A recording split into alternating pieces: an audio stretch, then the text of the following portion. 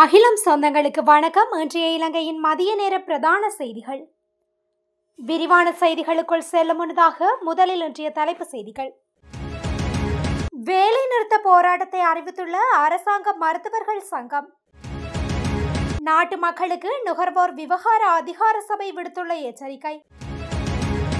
சூரிய விவ பிரதேசத்தில் விசேட அதிரடிப்படையினரின் துப்பாக்கிச் சூட்டில் ஒருவர் பலி. இராணுவத்தால் இழைக்கப்பட்ட அநீதிகளுக்கு தண்டனை. வேலை நிறுத்தத்தில் ஈடுபட்டுள்ள தபால் ஊழியர்களுக்கு சம்பளம் வழங்கப்படாது, அதிரடி அறிவிப்பு. ரணில் விக்ரமசிங்க சிஐடியில் முன்னிலை. ராஜிதவின் வீட்டில் ஒட்டப்பட்ட நீதிமன்ற உத்தரவு. சமூக ஊடகங்களில் பகிரப்படும் போலி ஆவணம், பொதுமக்களுக்கு எச்சரிக்கை. கட்டுநாயக்க விமான நிலையத்தில் நெரிசலை குறைக்க புதிய தீர்வு. கிளிநொச்சியில் 2 சந்தேக நபர்கள் கைது. தொடர்வன விரிவான செய்திகள். அரசாங்க மருத்துவர்கள் சங்கம் எதிர்வரும் 25ஆம் திகதி தொடக்கம் வேலை நிறுத்த போராட்டம் ஒன்றை மேற்கொள்ளவுள்ளதாக அறிவித்துள்ளனர். மருத்துவர்களின் பணியிடமாற்றத்தின் போது சுகாதார அமைச்சர் அதிகாரிகள் வழங்கியிருந்த வாக்குறுதிகள் மீறப்பட்டுள்ளதாக குற்றம் சாட்டியே குறித்த வேலைநிறுத்த போராட்டம் அறிவிக்கப்பட்டது. இது தொடர்பாக அரசாங்க மருத்துவ அதிகாரிகள் சங்கம் விடுத்துள்ள செய்திக்குறிப்பில் தொடர்ந்தும் தெரிவிக்கப்பட்டுள்ளதாவது: அரசாங்க மருத்துவர்களுக்கான வருடாந்த இடமாற்றங்களின் போது முன்பிருந்த வெளிப்படைத்தன்மை இப்போது மாற்றப்பட்டுள்ளது. குறிப்பாக கஷ்ட பிரதேசங்களுக்கான இடமாற்றங்கள் வருடாந்த இடமாற்றங்கள் என்பன தான் தோன்றித்தனமாக மேற்கொள்ளப்படுகின்றது. இடமாற்றங்களின் போது கட்டாயமாக நிரப்ப வேண்டிய கஷ்ட பிரதேசங்களுக்கான 134 பணியிடங்கள் சுகாதார அமைச்சின் அதிகாரிகளால் தற்போது ரத்து செய்யப்பட்டுள்ளது. அதன் காரணமாக கிராமப்புறங்களில் இருக்கும் 134 மருத்துவமனைகள் மூடப்படும் அபாயத்தை எதிர்கொண்டுள்ளன. அதேபோன்று வேறு வெற்றிடங்கள் 78ஆம் திருட்டுத்தனமாக நீக்கப்பட்டுள்ளது. சுகாதார அமைச்சின் அதிகாரிகள் வழங்கிய வாக்குறுதிகளுக்கு மாற்றாகவே இவ்வாறான செயற்பாடுகள் நடைபெறுகின்றது. அதனை கண்டிக்கும் வகையில் எதிர்வரும் 25ஆம் திகதி திங்கட்கிழமை தொடக்கம் வேலை நிறுத்த போராட்டம் ஒன்றை முன்னெடுக்க அரசாங்க மருத்துவ அதிகாரிகள் சங்கம் தீர்மானித்துள்ளது என்றும் குறித்த அறிக்கையில் தெரிவிக்கப்பட்டுள்ளது. நாட்டின் பல்வேறு பகுதிகளில் உள்ள வணிக நடவடிக்கைகளில் ஈடுபடும் உரிமையாளர்களுக்கு நுகர்வோர் விவகார அதிகார சபையின் அதிகாரிகள் போல் நடித்து மோசடியான தொலைபேசி அழைப்புகள் மேற்கொள்ளப்படுவதாக தெரிய வந்துள்ளது. மோசடி தொலைபேசி அழைப்புகளில் சட்ட நடவடிக்கையை தவிர்ப்பதற்காக குறித்த வணிக நிறுவன உரிமையாளர்கள் மோசடியாளர்கள் வழங்கும் வங்கி கணக்குகளில் பணத்தை வைப்பு செய்யுமாறு எச்சரிக்கை விடுக்கப்படுகின்றது. இது தொடர்பில் நுகர்வோர் விவகார அதிகார சபைக்கு முறைப்பாடுகள் கிடைத்துள்ளதாக அதன் தலைவர் தெரிவித்துள்ளார். நாட்டின் பல பகுதிகளிலிருந்து இதுபோன்ற முறைப்பாடுகள் கிடைத்துள்ளதால் இவ்வாறான மோசடிக்கு இரையாக வேண்டாம் என எச்சரிக்கை விடுக்கப்பட்டுள்ளது. மோசடி அழைப்புகள் வந்தால் 1977 என்ற இலக்கத்திற்கு அல்லது 07710889222 என்ற தொலைபேசி இலக்கத்திற்கு தெரிவிக்குமாறு நுகர்வோர் விவகார அதிகார சபை வணிக உரிமையாளர்களிடம் கேட்டுள்ளது. சூரிய விவ பிரதேசத்தில் இடம்பெற்ற விசேட அதிரடிப்படையினரின் துப்பாக்கி சூட்டில் காயமுற்ற ஒருவர் உயிரிழந்துள்ளதாக அறிவிக்கப்பட்டுள்ளது. ஹொஸ்கொட பிரதேசத்தில் இடம்பெற்ற துப்பாக்கி சூட்டு சம்பவம் ஒன்றின் சந்தேக நபர் ஒருவரை கைது செய்ய விசேட அதிரடிப்படையினர் மேற்கொண்ட முயற்சியின் போது இந்த சம்பவம் நடைபெற்றுள்ளது. இதன்போது குறித்த சந்தேக நபர் மற்றும் அவருடன் இருந்த இன்னுமொருவரும் இணைந்து விசேட அதிரடிப்படையினர் மீது துப்பாக்கி சூடு நடத்தியுள்ளனர். அத்துடன் கைக்குண்டொன்றையும் அறிந்து தாக்குதல் நடத்தியுள்ளனர். அதனை அடுத்து விசேட அதிரடிப்படையினர் மேற்கொண்ட பதில் துப்பாக்கி சூட்டில் ஹொஸ்கொட துப்பாக்கி சூட்டு சம்பவத்துடன் தொடர்புடைய சந்தேக நபர் உயிரிழந்துள்ளார். மற்ற நபர் அங்கிருந்து தப்பி சென்றுள்ளார். சம்பவம் தொடர்பில் மேலதிக விசாரணைகள் முன்னெடுக்கப்பட்டு வருகின்றன. தேசிய மக்கள் சக்தி அரசாங்கத்தால் உண்மை ஆணைக்குழுவுக்கான சட்டமூலம் ஒன்று கொண்டுவரப்படவுள்ளதாக தெரிவிக்கப்படுகின்றது.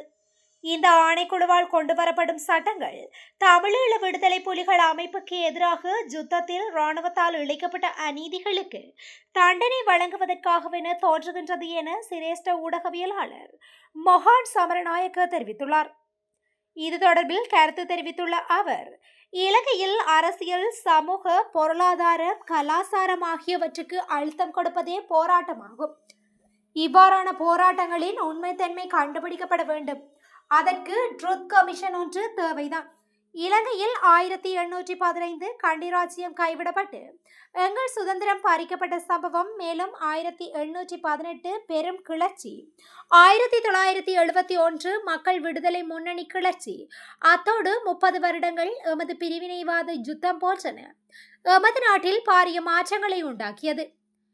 அதேபோல் 2022 ஆண்டு அரகலைய போராட்டத்தின் பல உண்மை தகவல்கள் மறைந்திருக்கின்றது அல்லது மறைக்கப்பட்டுள்ளது. சில தகவல்கள் வெளிவரலாம், சில தகவல்கள் வெளியிடப்படாமலும் இருக்கலாம். ஆனால் அவை வெளிக்கொண்டு வரப்பட வேண்டும். தற்போதைய அரசாங்கம் அரகலைய போராட்டத்தில் உருவாக்கப்பட்ட ஒன்று. அதனால் அரகலைய உண்மைகள் வெளியில் வருமா என்பது சந்தேகமே என அவர் கூறியுள்ளார். வேலை நிறுத்தத்தில் ஈடுபட்டுள்ள தபால் ஊழியர்களுக்கு இம்மாத சம்பளம் வழங்கப்பட மாட்டாது என தபால் மா அதிபர் ருவான் சத்குமார் தெரிவித்துள்ளார். இந்நிலையில் வேலை நிறுத்தத்தில் ஈடுபட்டுள்ள ஊழியர்களுக்கு கடிதம் மூலம் அறிவுறுத்தி மாதாந்திர சம்பளம் பெற வேண்டுமானால் உடனடியாக கடமைக்கு திரும்புமாறு கேட்டுக்கொண்டுள்ளனர். இது தொடர்பாக வேலை நிறுத்தத்தில் ஈடுபட்டுள்ள தொழிற்சங்கங்களும் எழுத்துப்பூர்வமாக அறிவிக்கப்பட்டுள்ளதாக அவர் கூறினார். வேலை நிறுத்தம் காரணமாக இதுவரை சுமார் 140 மில்லியன் ரூபாய் இழப்பு ஏற்பட்டுள்ளதாகவும் தபால் மா அதிபர் தெரிவித்துள்ளார். இருப்பினும் மத்திய தபால் நிலையத்தில் குவிந்து கிடந்த தபால் பைகள் விநியோகிக்கப்பட்டு வருவதாகவும் அவர் குறிப்பிட்டார். சம்பளம் வழங்குவதற்கு திரைசேரியிலிருந்து நிதி பெறப்பட வேண்டும். வேலை நிறுத்தத்தின் போது சம்பள கொடுப்பனவுகளுக்கு நிதி விடுவிக்கப்படாது என எனக்கு அறிவிக்கப்பட்டுள்ளது. எனவே கடமைக்கு திரும்பியவர்களுக்கு மட்டுமே சம்பளம் வழங்க வாய்ப்புள்ளது. வேலை நிறுத்தத்தில் ஈடுபட்டுள்ளவர்கள் இன்று கடமைக்கு திரும்புமாறு அறிவுறுத்தப்பட்டுள்ளனர் என்றும் தபால் மா அதிபர் ருவான் சத்குமார் தெரிவித்துள்ளார். முன்னாள் ஜனாதிபதி ரணில் விக்ரமசிங்க சற்று முன்னர் குற்றப்புலனாய்வு பிரிவுக்கு வாக்குமூலம் அளிப்பதற்காக முன்னிலையாகியுள்ளார். ஜனாதிபதியாக பதவி வகித்த காலத்தில் அவரது மனைவி பேராசிரியர் மைத்ரி விக்ரமசிங்கவின் பட்டமளிப்பு விழாவில் கலந்து கொள்வதற்காக லண்டனுக்கு சென்ற பயணம் தொடர்பான விசாரணைக்காக இவர் அழைக்கப்பட்டுள்ளதாக தெரிவிக்கப்படுகின்றது. இது தொடர்பாக நடைபெற்று வரும் விசாரணையின் ஒரு பகுதியாக முன்னாள் ஜனாதிபதியின் செயலாளராக இருந்த சமன் ஏகநாயக்க மற்றும் ரணில் விக்ரமசிங்கவின் தனிப்பட்ட செயலாளராக இருந்த சாண்ட்ரா பெராரோ ஆகியோரிடமும் போலீசார் ஏற்கனவே வாக்குமூலம் பெற்றுள்ளமை குறிப்பிடத்தக்கது. முன்னாள் அமைச்சர் ராஜித சேனாரத்னவின் வசிப்பிட நுழைவாயிலில் கொழும்பு நீதவான் நீதிமன்ற உத்தரவொன்று பொதுமக்களுக்கு காட்சியளிக்கும் வகையில் ஒட்டப்பட்டுள்ளது.